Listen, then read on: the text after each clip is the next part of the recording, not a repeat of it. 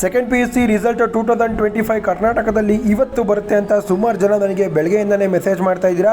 ಇವತ್ತು ರಿಸಲ್ಟ್ ಬರುತ್ತಾ ಬರಲ್ವಾ? ಇವತ್ತು ಏಪ್ರಿಲ್ 5ನೇ ತಾರೀಕು ಅಕಾರ್ಡಿಂಗ್ ಟು ರಿಪೋರ್ಟ್ಸು ನಿನ್ನೆ ಎಲ್ಲ ಕೂಡ ನೀವು ನ್ಯೂಸ್ ಚಾನೆಲ್ಗಳು ಹೇಳ್ತಾ ಇದ್ರು ಇವತ್ತು ರಿಸಲ್ಟ್ ಬರುತ್ತೆ ಅಂತ.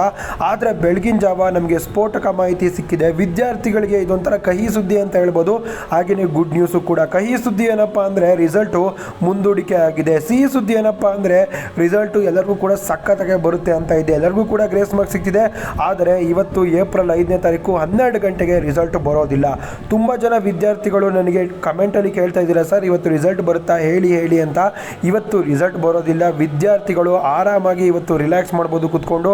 ಹಾಗೆಯೇ ಅವರ ಫ್ಯೂಚರ್ ಬಗ್ಗೆ ಯೋಚನೆ ಮಾಡ್ಬೋದು. ಎಕ್ಸಾಮ್ ಎಲ್ಲರೂ ಕೂಡ ಸಖತ್ತಾಗೆ ಬರ್ದಿರ್ತೀರಾ ಅಂತ ಗೊತ್ತು. ರಿಸಲ್ಟ್ ಬಗ್ಗೆ ನೀವು ಟೆನ್ಷನ್ ತೊಗೊಳೋದಕ್ಕೆ ಹೋಗಬೇಡಿ. ಆದಷ್ಟು ಬೇಗ ರಿಸಲ್ಟ್ ಬರುತ್ತೆ. ವ್ಯಾಲ್ಯೂಯೇಷನ್ ಎಲ್ಲ ಕೂಡ ಚೆನ್ನಾಗಿದೆ. ಎಲ್ಲ ಸಬ್ಜೆಕ್ಟ್ಗೂ ಕೂಡ ಗ್ರೇಸ್ ಮಾರ್ಕ್ಸ್ ಕೊಡ್ತಾರೆ ಅಂತ ಬಿಗ್ ನ್ಯೂಸ್ ಇದೆ. ಇವತ್ತು ರಿಸಲ್ಟ್ ಬರೋದಿಲ್ಲ. ಏಪ್ರಿಲ್ 5ನೇ ತಾರೀಕು ಇವತ್ತು 10 ಗಂಟೆಗೂ ಬರಲ್ಲ, 12 ಗಂಟೆಗೂ ಬರಲ್ಲ. ನೀವು ಕಾಯ್ಕೊಂಡು ಕೂತ್ಕೊಬೇಡಿ. ರಿಸಲ್ಟ್ನ ಮುಂದೂಡಿಕೆ ಹಾಕಿದ್ದಾರೆ ಸಿದ್ದರಾಮಯ್ಯ ಅವರು. ಹಾಗೆಯೇ ನಮ್ಮ ಶಿಕ್ಷಣ ಸಚಿವರು ಕೂಡ ಮುಂದೂಡಿಕೆ ಹಾಕಿದ್ದಾರೆ. ಈ ವಿಡಿಯೋನ ಎಲ್ಲರಿಗೂ ಕೂಡ ಶೇರ್ ಮಾಡಿ ಹೇಳಿ ಇವತ್ತು ರಿಸಲ್ಟ್ ಬರಲ್ಲ, ಕಾಯ್ಕೊಂಡು ಕೂತ್ಕೊಬೇಡಿ ಅಂತ. ಹಾಗೆಯೇ second P U C result ಅಪ್ಡೇಟ್ಗಾಗಿ ನಮ್ಮ ಚಾನಲ್ನ ಇವಾಗಲೇ ಸಬ್ಸ್ಕ್ರೈಬ್ ಮಾಡ್ಕೊಳ್ಳಿ. ಎಲ್ಲರಿಗೂ ಶೇರ್ ಮಾಡಿ.